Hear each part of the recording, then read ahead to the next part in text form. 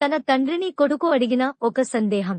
నాన్నా, మీ కాలంలో ఇంత టెక్నాలజీ లేదు, విమానాలు లేవు, ఇంటర్నెట్ లేదు, టీవీలు లేవు, కంప్యూటర్లు లేవు, ఏసీలు లేవు, లగ్జరీ కార్లు లేవు, మొబైల్ ఫోన్లు లేవు. మీరెలా బ్రతికేవారు?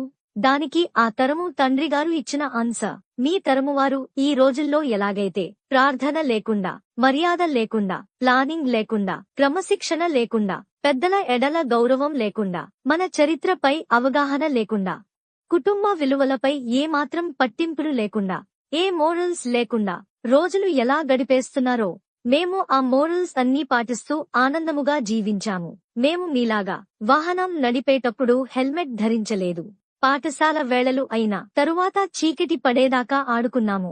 టీవీలు చూడలేదు. ఇంటర్నెట్ స్నేహితులతో కాక నిజమైన స్నేహితులతో గడిపాము. దాహము వేస్తే కుళాయి నీరు, బావి నీరు త్రాగాము. బాటిల్ నీరంటే ఏమిటో తెలియదు. ఒకే గ్లాస్లో నలుగురం జ్యూస్ త్రాగినా, కాకి ఎంగిలి చేసిన జామకాయలు తిన్నా మాకెప్పుడూ జబ్బులు రాలేదు. 3 పూటల అన్నమే తిన్నా మాకు ఊబకాయం రాలేదు. షూస్ లేకుండా ఉత్తి పాదాలపై పరిగెత్తినా మాకు కీళ్ల నొప్పులు రాలేదు. సొంత ఆట వస్తువులు తయారు చేసుకుని ఆడుకున్నాము. అష్టాచెమ్మ, 7 పెంకులు, కోతి కొమ్మచ్చి, వైకుంఠ పాళి ఆడుకున్నాము. బంధువులతో కలిసి మెలసి ఆనందముగా ఉన్నాము.